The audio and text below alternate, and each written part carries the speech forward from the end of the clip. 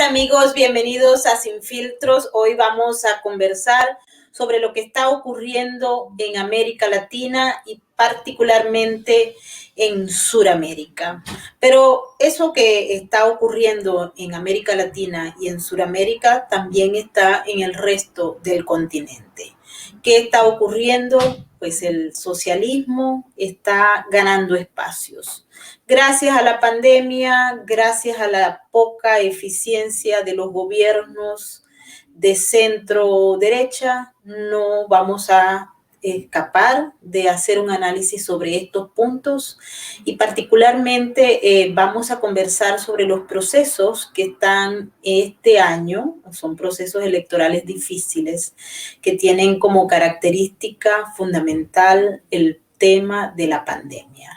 En Ecuador, el 7 de febrero.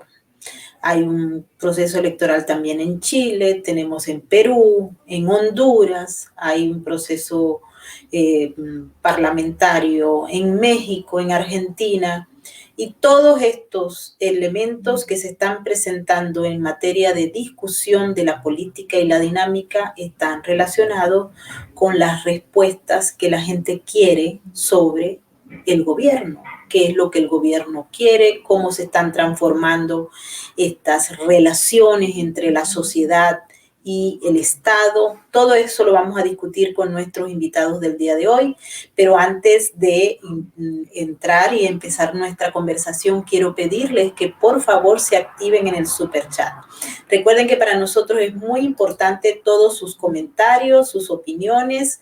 Hoy queremos agradecerle a Migdalia Chirinos por moderar el chat, también a Nesta y a Finky, que todavía no se han incorporado, esperamos que lo hagan, pero ahí contamos con Migdalia Chirinos, muchísimas gracias. Y a todos ustedes recuerden que estamos en una época bastante compleja, donde la censura marca la pauta.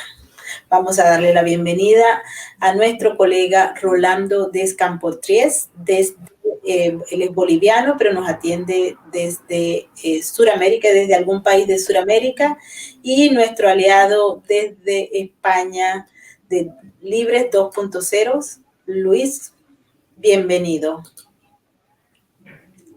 Rolando. ¿Qué tal? ¿Cómo te va? Pues agradecerte la cobertura, querida Maybot, como siempre presentes. Aún estamos en Bogotá y vamos a estar unos días más todavía. Y saludo pues a la gente que nos ve por las redes sociales en Nueva York, en Sudamérica. Bueno, de verdad, muchísimas gracias, Rolando, por atendernos. Son muchos los temas y Luis también que nos toca, porque no queda la menor duda que se está ampliando el socialismo. Y no el socialismo a la europea, que ya no sabemos si están a la europea, sino un socialismo que se parece mucho más a la cubana o llegar al caos de la venezolana. Les pregunto, en estos momentos estamos frente a un proceso electoral que se va a iniciar, por ejemplo, el próximo mes, que ya está aquí, llegando en la próxima semana, de hecho, en Ecuador, en la primera vuelta. Pero allí todas las encuestas, si es verdad que las encuestas están reflejando, yo tengo muchas dudas hoy en día sobre las encuestas, porque las encuestas son una parte, una herramienta importante también de la manipulación de la opinión pública. Pero allí se dice que el candidato correísta ganar con el señor Lasso y podrían ir a una segunda vuelta, eso es lo que se espera que ocurra, pero no sabemos. Lo que sí sabemos y lo que sí tenemos claro es que en la medida en que el Estado ha sido incapaz de ofrecer respuestas a la ciudadanía por la pandemia, eso ha sido aprovechado por los políticos populistas de izquierda para meterse y para ganar el afecto de la gente. No sé si quiere hablar primero Rolando y luego Luis. Adelante. Rolando. Claro que sí. Mira, es un poco alarmante lo que está sucediendo en América Latina. Creo que podemos llamarlo el socialismo del siglo XXI 2.0. Es su segundo envión. Lamentablemente, esa supuesta transición que tenía que darse con los gobiernos de centro derecha, ejemplo, Mauricio Macri en Argentina otro ejemplo, Yanine Áñez en Bolivia, fueron un aborto político. No se dio una transición y esto corre el riesgo de hacer una profundización, una agudización del problema del socialismo del siglo XXI. En el caso específico de Bolivia, de Argentina, que te acabo de citar, los 14 años, 15 años de socialismo en estos países han abierto las puertas a una crisis económica. Mauricio Macri, en el caso de Argentina, logró de cierta manera frenar en algo y ahora le toca al socialismo argentino encarar la crisis que ellos mismos han provocado. Lo propio está sucediendo en Bolivia, donde 11 meses, que fueron muy breves, de Yanine Áñez, no hicieron nada por la economía, por la salud, por nada, y ahora un gobierno del movimiento del socialismo en Bolivia, a la cabeza de Luis Arce Catacora, que por cierto, durante 12 años fue el ministro de Economía de Evo Morales.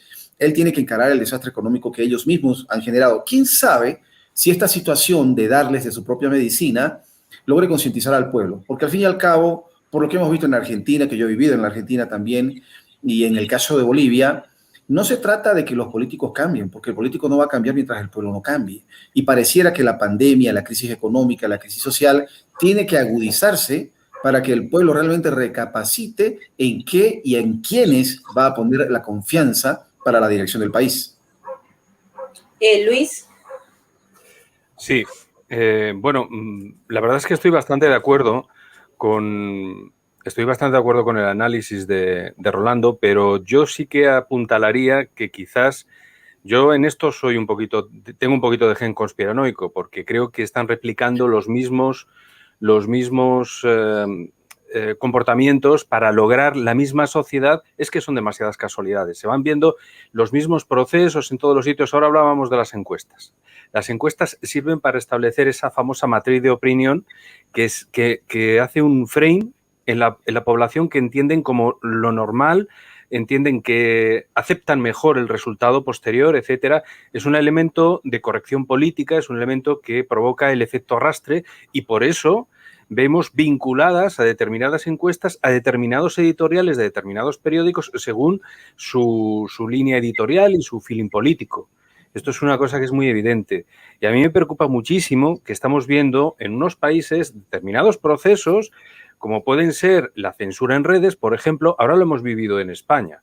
Lo que ha vivido Trump, lo que ha vivido todo esto de la censura por Twitter, etcétera, ha pasado justo cuando estamos comenzando un proceso. Hoy se daba la inauguración de las elecciones en Cataluña, aquí en España, y hoy se ha censurado a este partido político, exactamente igual que sucedió en Estados Unidos. ¿Qué es lo que quiero decir? Que todos estos procesos se van replicando quizás para lograr esa sociedad inactiva o que tarde más en reaccionar, que el problema necesite de una gravedad mayor a la hora de que la gente diga, ya es hora, ya hasta aquí. Quizás sea un poco como lo veo yo. Yo creo que están apuntando, definitivamente hay como una especie de marco en el que aparecen una serie de herramientas, las encuestas son unas, es importante el uso de los medios de comunicación que forman parte de corporaciones que crean matrices de opinión que están única y exclusivamente de acuerdo a sus propios intereses. Y así se arrastra a la población y se manipula. Nosotros estamos viviendo en estos momentos en Estados Unidos algo que jamás se hubiese podido imaginar 10 años atrás o tal vez ni siquiera 5 años atrás. Pero lo estamos viviendo. Aquí la censura y todo lo que tiene que ver con el gobierno por decreto que estamos teniendo en Estados Unidos, con una serie de anormalidades, de abuso de poder y de prácticamente aplastamiento de una mayoría contra una minoría que está silenciada, golpeada y desfinanciada y judicializada. Entonces, si lo pasa la gente aquí en Estados Unidos, obviamente lo va a pasar en América Latina. Somos un reflejo. Rolando, tú lo viviste también en Bolivia. El caso de Bolivia fue importantísimo para lo que puede ser los procesos que vienen en adelante en América Latina. No, claro que sí. Yo creo que Bolivia estuvo a punto de darle una lección a Sudamérica, sino al mundo, en el tema del manejo de la democracia, con los levantamientos de octubre del 2019, un rescate urgente de la democracia. Inclusive, bueno, ya la OEA estableció como un fraude del 2019, se repitieron las elecciones del 2020, pero de manera descarada, en estas elecciones del 2020, vuelve y se repite el mismo canal, el mismo camino de fraude del 2019. Yo personalmente, como te he comentado, querida Maybord, hemos analizado con los ingenieros que hackearon la información del padrón electoral. Se evidencia la existencia de fantasmas, gente de más de 100 años que llevan muertos 100 años y están votando. Hay un descaro que uno no logra cómo explicar. Hombre, si la supuesta derecha, porque no creo ni izquierdas ni derechas, si la supuesta derecha tomó el poder en Bolivia, se lo entregaron a Yanine Áñez y no hicieron nada. No hicieron nada y es algo que se puede repetir en otros países. Veremos qué sucede en el caso del Ecuador. Pero yo por eso insisto mucho en concientizar al pueblo. Lo que decíamos en la primera parte, tiene que dolerle mucho al pueblo para que el pueblo cambie. Hablábamos de tocar fondo, también algo le entendía a Luis ahí, de que tocar fondo, pero tocar fondo es un concepto. Uno toca fondo cuando uno decide hacer algo para cambiar. Mientras no decidamos hacer algo efectivo y contundente para cambiar, el fondo sigue reescribiéndose. Y lo que duele ver en América Latina, no sé, en el caso de España, Luis nos dirá, es que el pueblo no aprende. El pueblo no aprende, pero la pandemia, específicamente la pandemia del COVID-19, tampoco nos ayuda, porque en Bolivia se está dando una mezcla, y tal vez sea un ejemplo para lo que puede suceder en otros países en este 2021, que se vienen varias elecciones. La peor combinación que se puede dar es un pueblo necesitado y conformista, junto con líderes necios, mediocres, y por otro lado, un socialismo del siglo XXI que es implacable. Es implacable porque hay que aceptarles que están organizados, a diferencia de lo que pasa con la derecha. Ojo que digo organizados, pero no hay que quitarles lo que sucede con la izquierda a nivel en Latinoamérica. Hay un resquebrajamiento en la propia izquierda, en los partidos de izquierda. Yo te comento, por ejemplo, el día de ayer, el presidente del consejo de un municipio de Cochabamba lo ataron a una columna del edificio y lo vistieron de mujer, con pollera y con sombrero de mujer, su propia gente, las mujeres. ¿Por qué? Porque estamos camino a las elecciones subnacionales y la cúpula del movimiento de socialismo ya había determinado los candidatos, pasando por encima de la voluntad de las bases. Entonces, sí hay un resquebrajamiento, pero es una lucha por el poder, por a quién le toca el turno de robar. Y volvemos a lo mismo. En realidad lo que hay es una falta de valores en el pueblo que hasta que no nos cueste, hasta que no nos duela, no vamos a cambiar.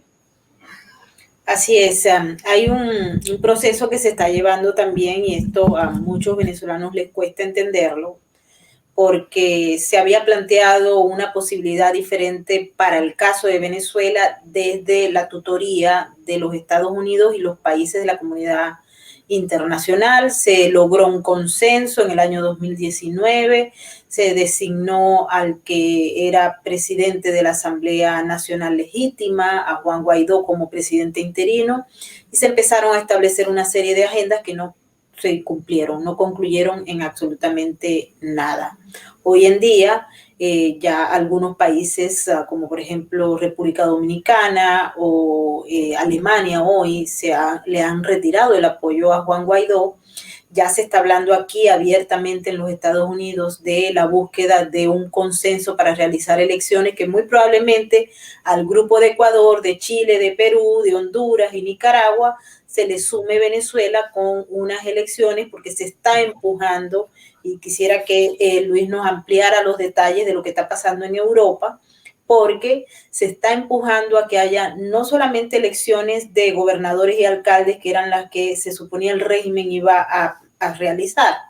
Ellos hicieron unas elecciones parlamentarias en diciembre que la comunidad internacional no reconoció, porque habían hecho basado en todo lo que se ha denunciado de fraudulento. Fraudulento como en Bolivia, el padrón electoral, donde votan muertos, vivos, exiliados, no exiliados, gente inventada que no existe, pero esto es un modus operandi del socialismo o de estos modelos híbridos criminales. O sea, también ahora se plantea, y todo el mundo se pregunta, esas elecciones donde hay fuerzas políticas internas de Venezuela que ya han manifestado que van a participar en esas elecciones, independientemente si se revisa o no, si se limpia o no el padrón electoral, si se quitan o no los miembros del Consejo Nacional Electoral porque han demostrado una conducta poco ética en el cumplimiento de su labor. Es decir, pareciera que estamos cegados y ese movimiento se está dando. Y les digo que aquí en los Estados Unidos yo estoy alerta porque hay muchas reuniones, mucho lobby, lobby de la izquierda que es muy fuerte hoy en día aquí en Estados Unidos para buscar una salida en el que Maduro está incluido, porque ellos consideran, el grupo de la izquierda considera que Maduro es un gobierno legítimo y tan es así que tienen una misión en la ONU con representantes del régimen de Maduro. Y también se ve el movimiento de congresistas, de lobistas, de miembros del Partido Demócrata, muchísimos de aquí de Nueva York. En la medida que pasa el tiempo van saliendo más y no sabemos cuánto tiempo va a durar. Lo que sí creemos es que aquí se va a plantear una especie de negociación, que crean o no crean que si van a negociar con un criminal o no, no sabemos, pero eso es lo que está planteado en estos momentos para que haya unas elecciones generales en las que Maduro participe también. Eso es lo que se está hablando. No sé si van a estar de acuerdo al final de la historia todos los que están trabajando, todos los actores, pero se plantea que Maduro esté. Entonces imagínense ustedes todo lo que se puede ver en esto. Y otro aspecto importante que quiero destacar en esta conversación, Rolando y Luis, es un factor fundamental, que es lo que es el crimen organizado en el proceso político. Así que quisiera escuchar a Luis sobre el planteamiento y luego a Rolando. Sí, bueno, la verdad es que has tocado muchos temas, Maibor, pero es que es un mapa en el que están todas estas cosas, ¿no? A ver, cuando se ha hablado aquí del padrón y de los fantasmas y de todo esto, la gente igual puede pensar que esto es algo que es una opinión personal o algo así. Yo cuando he tenido la oportunidad de hablar con los expertos que han analizado el padrón, lograron quedarme sin palabras en directo. Cuidado, que eso es difícil que a mí me pase. Bueno, pues establecieron, y además parece que lo estoy viendo ahora mismo, un gráfico de cómo iba incrementándose el padrón, y además incluso había personas que votaban 2 veces o que había un descontrol absoluto, porque dentro de la propia Bolivia hay movimientos de población y eso, lógicamente, eleva el padrón de un sitio, pero debiera de descenderlo en el sitio donde se van, pero no ocurre. O sea, es una constante, el padrón nunca baja. O sea, es una constante evolución que además guarda bajo llave el gobierno y bueno, bajo esa premisa pues pueden hacer y deshacer lo que quieran.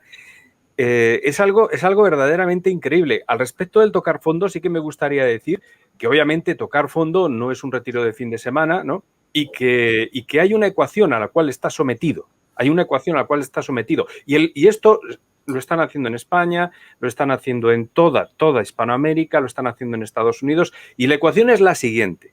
Ellos saben que el pueblo tiene una resistencia y que el pueblo dice, bueno, cuando me duela, pues es cuando me voy a rebelar. Pero lo que se busca es el efecto Venezuela. Voy a tenerte con paguitas o te voy a tener subvencionado, es decir, voy a retrasar tu capacidad de reacción hasta que te sea demasiado tarde como para reaccionar, porque voy a tener absolutamente el control de todo. Esa es la ecuación del globalismo. Y a mí me preocupa mucho porque todas estas alianzas a las cuales se ha referido Maibor ahora mismo, todas estas alianzas, yo he venido denunciando que son salirse del eje del mundo libre para alinearse con lo que entendíamos que eran pues, las repúblicas bananeras, las narcodictaduras, etcétera, etcétera. Pero ahora, digamos que no hay un mundo libre versus un mundo por desarrollar o algo así, sino un mundo revolucionario, o que se asume como revolucionario, o que los países desarrollados asumimos que van en la línea del gran reset, y toda esta historia que nos quieren montar ahora, que es lo que están aprovechando y la dialéctica que están armando para conducirnos a esta aberración suya, que es pues esto del nuevo orden mundial, bajo un marco de pandemia en el cual estamos todos asustadísimos, o nos tienen asustadísimos y están aprovechando la coyuntura para una agenda globalista sin ningún tipo de vergüenza. Tenemos al presidente aquí de España que está en la misma línea de Biden, que Biden está firmando. Se ha liado a firmar cosas, no hace otra cosa más que firmar. Este señor lo han puesto, está ahí sentado y ustedes verán fotografías de Biden como sentado delante del cuadro de las plumas, hoy ha vuelto a firmar no sé cuántas cosas y ya le han acusado, ya hay varios fiscales que le han dicho, cuidado, que se está usted extralimitando. O sea, y este señor evidentemente no está redactando todas esas órdenes ejecutivas que le están colocando delante porque no hace otra cosa que firmarlas. Recordemos que ayer pues teníamos otra vez, bueno, y hoy hemos tenido otra vez foro de Davos y este señor no se presenta y es por videoconferencia. O sea, el personaje pues es que es para estudiarle bien a fondo. En fin, bueno, yo sí que quería que quedase claro que todas estas alianzas que ahora mismo hay tienen una dirección. Tiene una dirección. Eso lo ha dicho muy claro Pekín. Ha dicho que detener a China es una misión imposible. Y esto, pues pueden dar muy buen testimonio todos los países de Hispanoamérica, donde saben que ha sido tomado, pues buena parte estratégica y concretamente, vamos a verlo ahora, en las elecciones de Ecuador, porque el candidato de China sabemos que es el correísta. Es decir, este mapa es así. Rolando, es así como tú lo estabas planteando. Adelante. No, es que es así, hay que ser muy claro y yo le aplaudo a Luis que sea muy claro con lo que se ha dicho. China tiene una influencia muy grande y ahí hay que preguntarse, como lo hablamos en otro programa, el socialismo del siglo XXI es una herramienta para los opositores a la hegemonía americana a nivel global. China, Irán, Rusia, principalmente, que son los auspiciadores del socialismo del siglo XXI en la región. China acapara los recursos naturales de Latinoamérica porque necesita suplir esa gran fábrica mundial que hay en China. Y obviamente tiene que meterse también en la política. Esto es complicado, pero hay que ver qué va a hacer Joe Biden, ya que expandimos un poco más nuestro análisis a algo más global. Joe Biden tiene todos los indicios de ser un socialista, pero más allá de lo que quiera el Partido Demócrata en los Estados Unidos, está la agenda del sistema, la agenda del Estado americano, ¿no? Que está gobernado principalmente por el capitalismo, por el dinero. Va a tener que enfrentarse a una serie de posibles presidentes de izquierda, centro izquierda o de izquierda extrema, dependiendo de quién gane, pero pareciera que sí se va a dar un nuevo giro a la izquierda. Entonces, ¿cuál va a ser la agenda que va a seguir realmente Joe Biden? La que se prometió socialista en la época de las elecciones, preelecciones en realidad, o va a seguir esa proyección a 40, 50 años que siempre maneja ese estado profundo de los Estados Unidos de Norteamérica. Eso es lo que tenemos que ver porque tiene consecuencias muy fuertes el descuidar el patio trasero, porque aceptemos algo, América Latina sigue siendo el patio trasero de los Estados Unidos de Norteamérica y China está aprovechando mucho eso. China, si bien está realizando la misma maniobra pero más agresiva que utilizaron los americanos en la década de los 60, 70, con préstamos masivos, endeudando a dictaduras para que pague el pueblo después, China lo está haciendo de una manera más efectiva, más rápida, y no solamente en América Latina, también en la parte de Asia y en África. Entonces, hay como un cambio de hegemonía en este preciso momento que puede demorar unos 7 años, 10 años. Y inclusive hoy día me leí un artículo que me erizó un poco los pelos porque compara la situación actual con lo que se vivió entre la Primera y la Segunda Guerra Mundial, donde hubo un cambio de hegemonía y surge los Estados Unidos de Norteamérica. Quien está surgiendo ahora es China. ¿Qué va a hacer Estados Unidos? ¿Será que nos arrastran a un enfrentamiento bélico?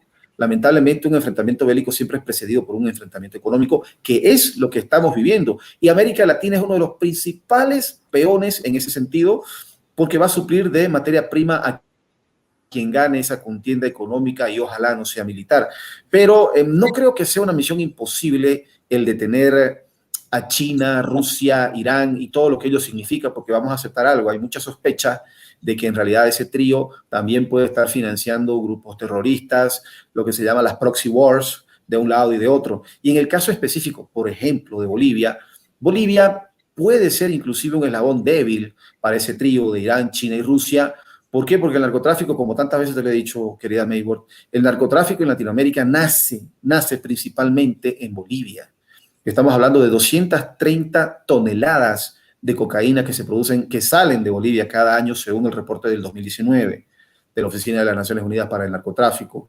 Entonces, estamos hablando de 25 mil millones de dólares anuales, dependiendo cómo lo quieres calcular. Y si encima de eso le pones que el Departamento de Estado americano calcula que Hezbollah tiene un presupuesto anual de $1.000 millones y que es financiado en parte por el narcotráfico. Hombre, Bolivia juega un papel importante en todo eso.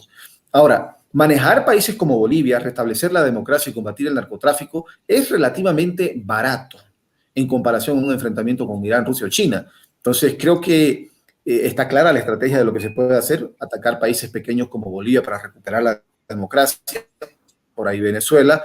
La pregunta es ¿por qué no se ha hecho? Esa es la pregunta que hay que hacer.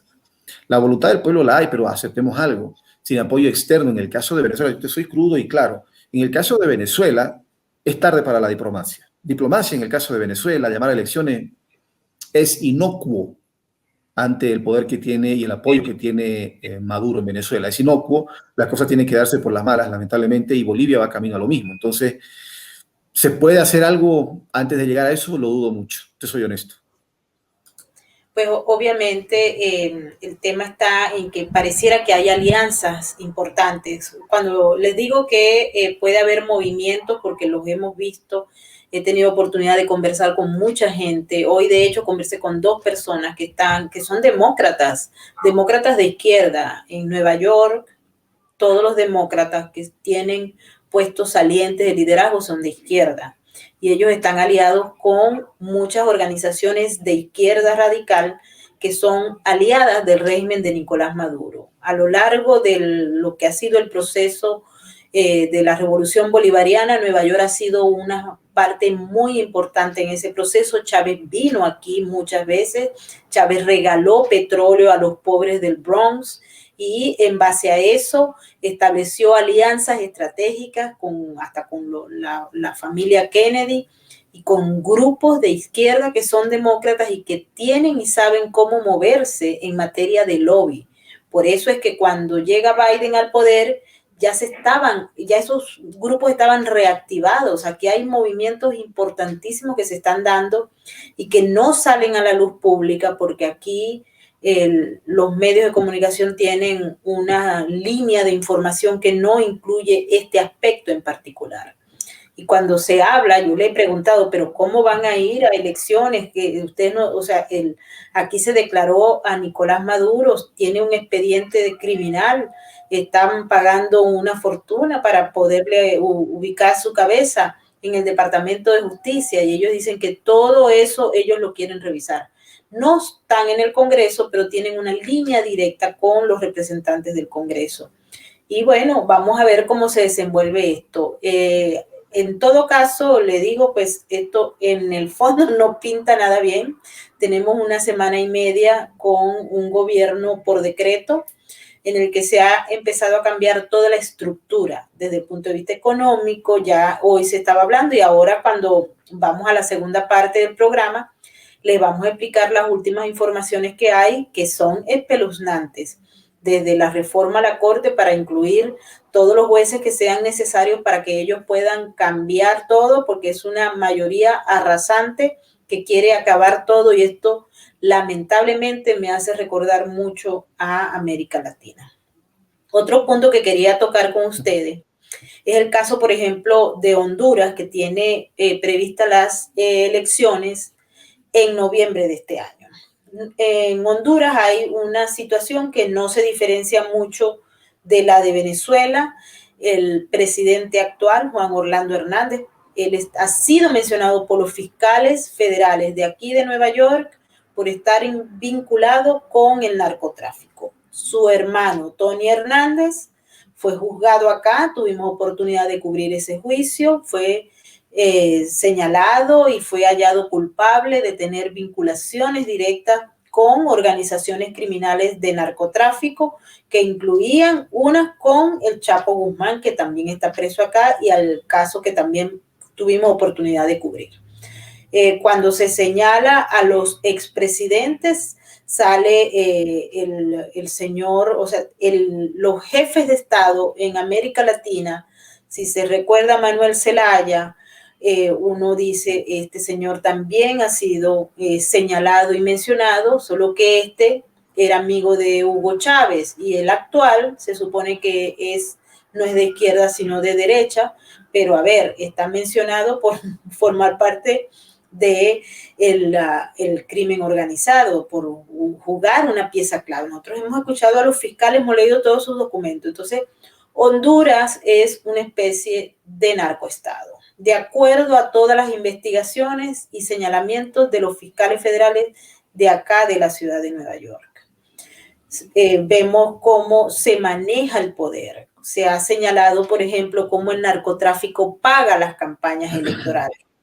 En México esto no es tampoco una noticia que espante. En Guatemala hay que recordar que uno de los candidatos presidenciales de Guatemala está preso aquí también y se le hizo un juicio por haber recibido dinero del narcotráfico a cambio de nombrar miembros de los carteles como ministro de Interior y Justicia y como encargado de la defensa para que los carteles no tuvieran ningún problema en atravesar el territorio guatemalteco. Y así nos vamos por toda Centroamérica sin tomar en cuenta que también en Nicaragua hay elecciones.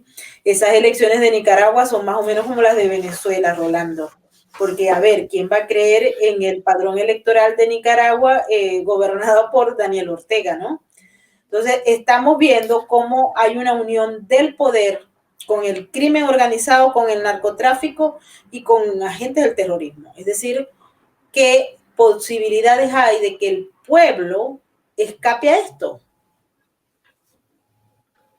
Mira, en el caso de Nicaragua, por ejemplo, que hemos estado en contacto con la gente de Iniciativa por el Cambio, es complicado porque ellos exigen que en estas elecciones no se presente Daniel Ortega, que se dé en realidad un gobierno de transición de 1 o 2 años y que aquellos que estén en el gobierno de transición no participen en la siguiente elección. No se los ha aceptado Daniel Ortega. Lo que pasa es que a veces nosotros nos perdemos en entender la parte más grande. Hombre, no es que Daniel Ortega no quiere. Quienes presionan a Daniel Ortega para que él no ceda. El socialismo del siglo XXI, y volvemos a lo mismo, el socialismo del siglo XXI es parte de la agenda, es una herramienta de la globalización o el cambio del hegemón, de la hegemonía a nivel global. China, Rusia, Irán, estamos en la misma. Ahora, ¿hay algo que se puede hacer? Bolivia dio el ejemplo. Hombre, fueron 21 días donde se vio la solidaridad de la gente, se ahogó al Estado porque no se producía, no había pago de impuestos prácticamente, la gente no quería trabajar, 21 días. La única manera que queda realmente es que la propia gente en estos países que están afectados por estas dictaduras, narcodictaduras, realmente salgan a las calles de manera pacífica y se nieguen a seguir alimentando económicamente al Estado. El tema del narcotráfico. Tú mencionas los carteles de narcotráfico en México, en Nicaragua, en Honduras. Ninguno de ellos produce cocaína. La cocaína la produce principalmente Perú, Bolivia y Colombia. Y gran parte de la cocaína del Perú en realidad va a Bolivia para un reproceso, una mejora del producto, y de Bolivia sale. No es al azar que cuando el Che Guevara empezó su aventura en Bolivia para expandirse a Sudamérica, fue frenado en seco. Bolivia es un país estratégico. El socialismo lo ha intentado 2 veces. El Che Guevara, gracias a Dios, falló. Pero el socialismo del siglo XXI, que está mucho más articulado que en los años 60 con Fidel y con el Che Guevara, está logrando cosas importantes para ellos y para sus amos que están arriba, como lo hemos dicho, China, Rusia, Irán.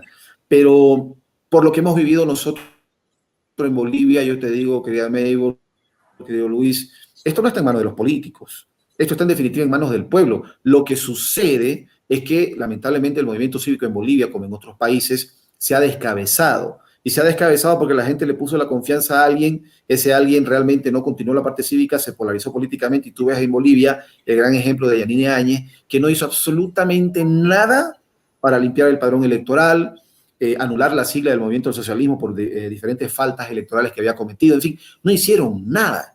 No hicieron nada, y ahí lo que corre es dinero. Y corre dinero, de nuevo, del narcotráfico. Yo creo que quienes tienen que tomar en este momento cartas en el asunto son los países más afectados por el narcotráfico, aquellos cuya sociedad, cuya juventud, cuya niñez está afectada por el tráfico de la cocaína boliviana, peruana, colombiana, países como Alemania, como el propio Estados Unidos, Inglaterra, Francia, España, tienen que tomar las cartas en el asunto y tratar de hacer algún tipo de incentivo o promover movimientos cívicos pacíficos que lleguen realmente a tener elecciones pacíficas, elecciones totalmente limpias en estos países, sobre todo en Bolivia. Y no lo digo por ser boliviano, pero es que el epicentro del narcotráfico es Bolivia en estos momentos.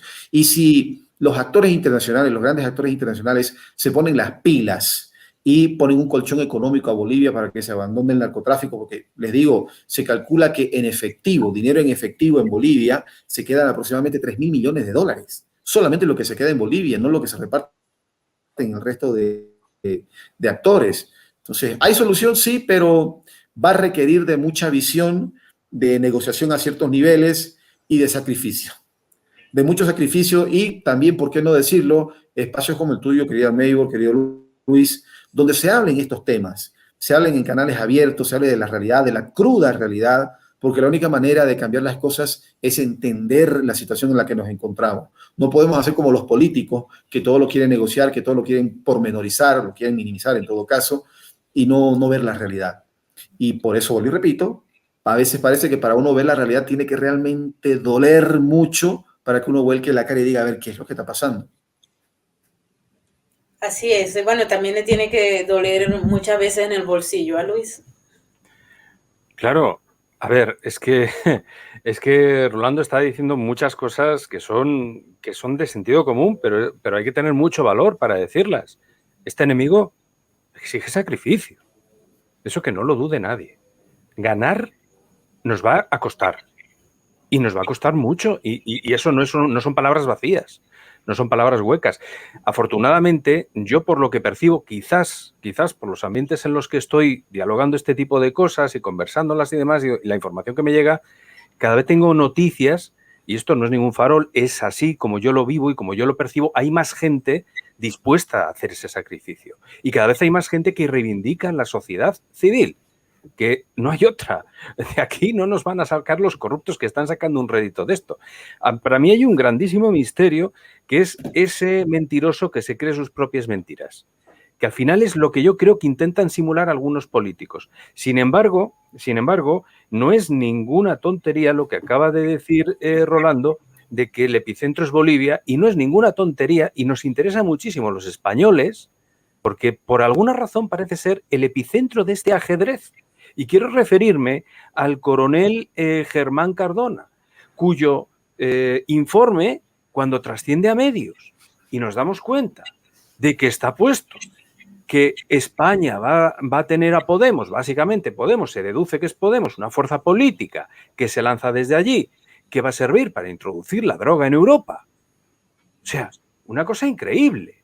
Y entonces nos damos cuenta de la importancia que tiene este enclave, porque por alguna razón, esto, y volviendo también a lo que decía Rolando, aquí de lo que se trata es de droga, aquí de lo que se trata es de dinero.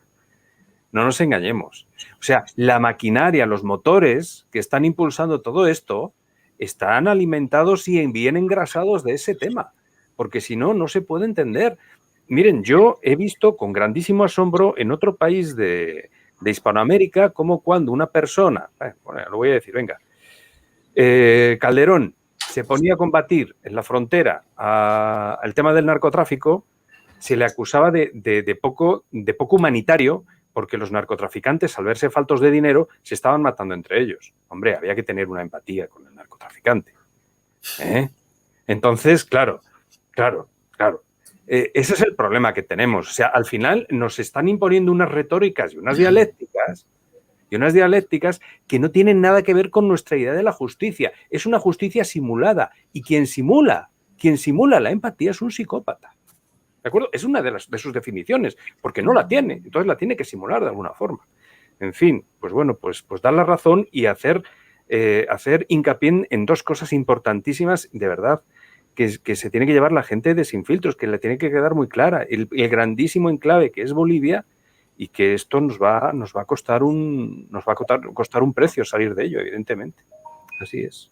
Definitivamente, sería interesante cuando Rolando justamente plantea el tema de que Bolivia forma parte importante de todo este esquema que rueda por toda América Latina por los Estados Unidos y Canadá, porque hay que decirlo que esto es un asunto hemisférico, está muy bien estructurado, tienen una línea de acción muy clara, y aquí la aplicación de la justicia lamentablemente no alcanza. No alcanza porque este fenómeno criminal tiene muchísimos tentáculos. Aquí se ha establecido, se supone que los Estados Unidos es el país donde, al menos hasta ahora, se ha aplicado la justicia en mayor nivel si se compara con otros, como Canadá, por ejemplo, o no hablemos ni de México ni de nada de eso, porque recordamos el caso del general Cienfuegos Cepeda y ya pues por ahí podemos ir en adelante. Pero definitivamente cada día es más complejo aplicarle la justicia a estos individuos. Aquí, para sacar a Nicolás Maduro, se establecieron sanciones que ahora todo el mundo dice que hay que quitarlas. Se investigó, se figuró y configuró un diagnóstico, pero los Estados Unidos fueron infiltrados por el régimen de Nicolás Maduro, por el régimen castrista y por estos movimientos. Los Estados Unidos están infiltrados, vamos a estar claros. Aquí hay gente que llegó infiltrada con el chavismo desde el inicio del chavismo en 1999 y antes.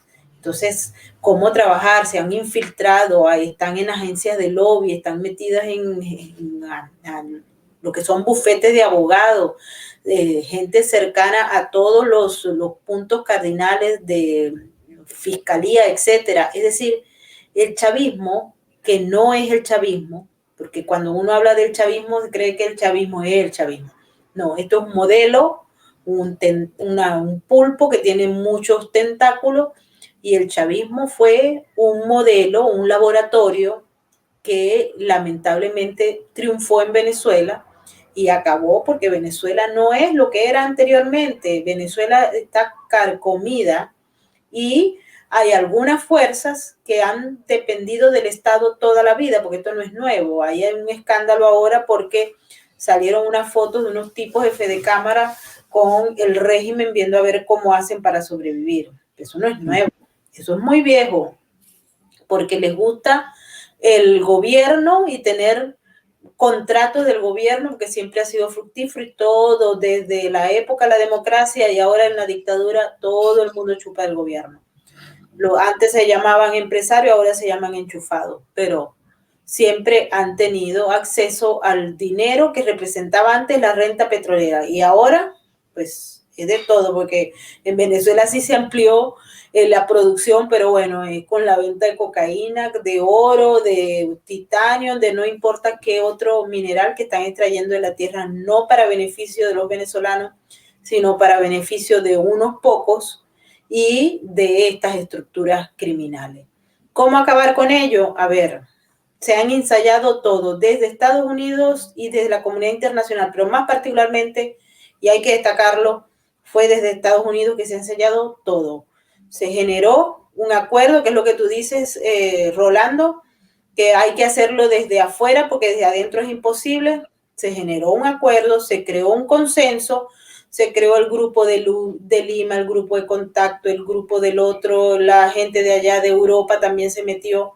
Se ha hecho de todo. Se hizo un diagnóstico, se presentó un diagnóstico equivocado, de manera deliberada, al principio aquí en los Estados Unidos, para que no se llegara al fin del asunto. Y luego, posteriormente, tras investigaciones de think tanks, de grupos de investigadores de inteligencia, etcétera, se ha logrado identificar que ciertamente la naturaleza del régimen de Maduro, como la naturaleza del régimen de Bolivia, etcétera, son criminales, son estructuras criminales, red de redes, y Venezuela lamentablemente es una de las cabezas grandes, así como también Bolivia, de esta red de redes. ¿Cómo la tumba? ¿Cómo se desmonta el cartel o la red de redes? Si tienes accionistas de esa corporación suprarregionales, y Rolando lo ha dicho también, China, Rusia, Turquía, Irán, etcétera, países parias que se aprovechan de la posición geográfica, de la estructura de los recursos naturales, etcétera, y ahí están. Entonces, La gente que hace, bueno, creo que ha sido estoico presentar cómo en los últimos 20 años los venezolanos han trabajado, han hecho de todo. O sea, yo misma, yo marché en Caracas, yo anduve caminando toda Caracas, nunca en mi vida me imaginé que fuera a caminar tanto, caminamos, saltamos, brincamos, se hizo de todo, pero no ha habido nada porque la estructura es fuerte. ¿Se puede salir desde adentro y desde afuera? No, yo creo que hay que tener, y en eso Rolando que dice desde afuera, yo creo que se debe trabajar en conjunto para desmontar un régimen de esta categoría que no lo habíamos visto en América Latina tal cual como lo vemos hoy en día. Rolando. No, claro que sí. Cuando yo digo que hay que hacerlo desde afuera, por ejemplo, el caso de Venezuela y Bolivia en el mismo camino, hay la voluntad de la parte interna, pero tiene que haber las sanciones como están con Venezuela. Pero aparte de eso, caso específico de Bolivia, que es el epicentro del narcotráfico. Si Bolivia depende del narcotráfico, y yo que he viajado al Chapare en varias ocasiones a hablar con la gente está acostumbrada al dinero del narcotráfico, consideran que están en el derecho a vivir del dinero del narcotráfico. Tienes que reemplazarle ese dinero. Cuando yo me refiero a la acción externa, es que, por ejemplo, préstamos dirigidos de parte de Alemania, Reino Unido, en fin, otros países, que logren reemplazar la economía de la cocaína, generar trabajo y de esa manera dejar sin discurso al socialismo del siglo XXI. Eso es lo que se tiene que hacer. Y si se lograse eso en países como Bolivia y posteriormente Venezuela, quién sabe si en la parte intermedia también Nicaragua, se puede plantar un precedente muy fuerte, porque hay que ganar una batalla para animar a la gente. Y eso es lo que no se ha hecho. Si nosotros miramos, en realidad, la derecha no ha ganado ninguna batalla. Ha hecho el amague, Bolivia como ejemplo, hizo el amague durante 11 meses para después retroceder. Se necesita tener un plan, una estructura que cuente con el apoyo exterior, porque la voluntad del pueblo en estos momentos, sin un colchón económico, no sirve de nada. En el caso de Venezuela, por ejemplo, la gente puede tener mucha voluntad, pero es que hay gente que está en necesidad extrema, en hambre, y empiezan a conformarse. Y eso es parte del libreto del socialismo del siglo XXI, como lo decía Luis.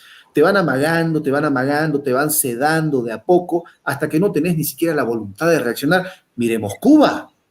¿En qué se convirtió Cuba después de 60 años? La gente sí aspira, idealiza la libertad, pero comemos 3 veces al día.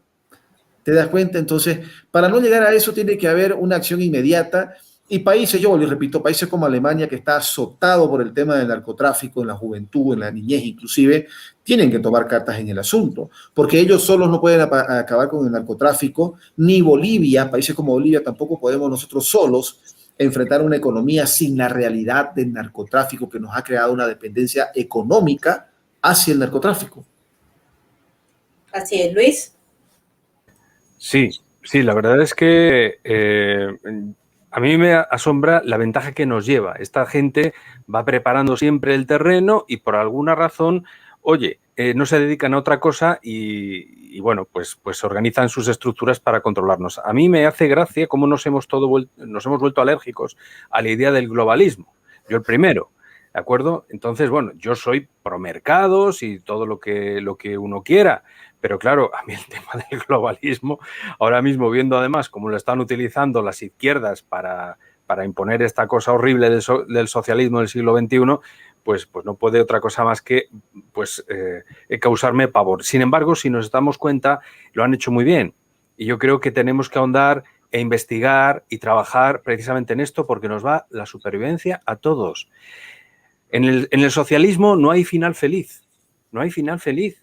O sea, hay una serie de etapas y sabemos cómo se empieza, sabemos que puede durar más o menos en función de la resistencia del pueblo y hay un momento en el cual se acaba como se acaba, ¿de acuerdo? Así que yo invitaría a que por egoísmo puro y duro hagamos no un globalismo, llámenlo una globalización, llámenlo una unión entre patriotas, llámenlo un ayudar a ti porque mañana me va a afectar a mí, y eso nos surge a todos y esta idea la tenemos que soltar a los 4 vientos todos los que podamos porque es el más puro sentido común y yo no sé si llegamos hasta un poco tarde ya.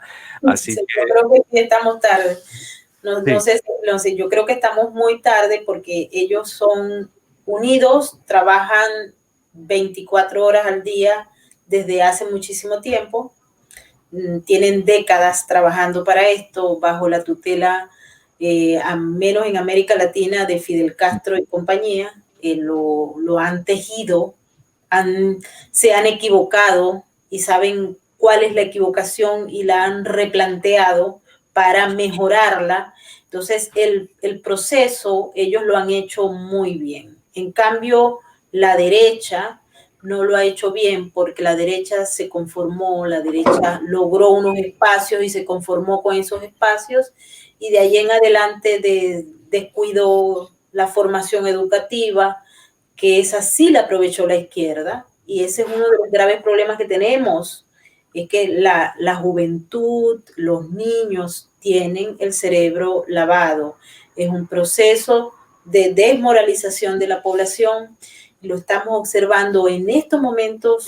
Aquí en los Estados Unidos puede ser un modelo de laboratorio perfecto, y lamentablemente este es el modelo de capitalismo que surgió y fungió como modelo por muchas décadas, pero yo no creo que esta emboscada que estamos haciendo y que se está observando como tímida por parte de los conservadores vaya a tener un efecto inmediato que pare esto que viene, ¿no?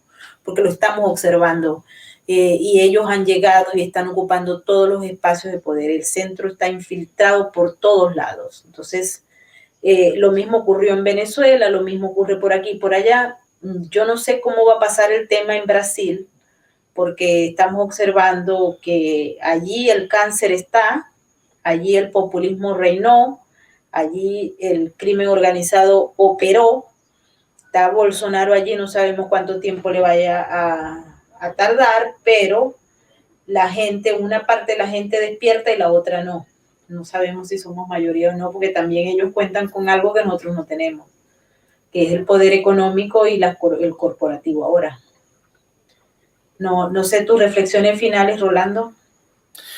Bueno, la verdad que hay que esperar un poco. Como bien decían ustedes, Biden está firme en muchos papeles en Estados Unidos. Puede haber un cambio, o por lo menos el Partido Demócrata tratar de hacer algún tipo de cambio, porque nosotros podemos preocuparnos de lo que pasa en Bolivia, Nicaragua, Honduras, en la región, pero en realidad lo que puede de manera brusca determinar un nuevo rumbo es lo que el actual gobierno de Estados Unidos, de Norteamérica, llegue a realizar. ¿Será que el Partido Demócrata realmente va a entregarle en bandeja la hegemonía a China? ¿Será que los patriotas de Estados Unidos lo van a permitir? ¿Será que ese Estado profundo, que es capitalista, lo va a permitir?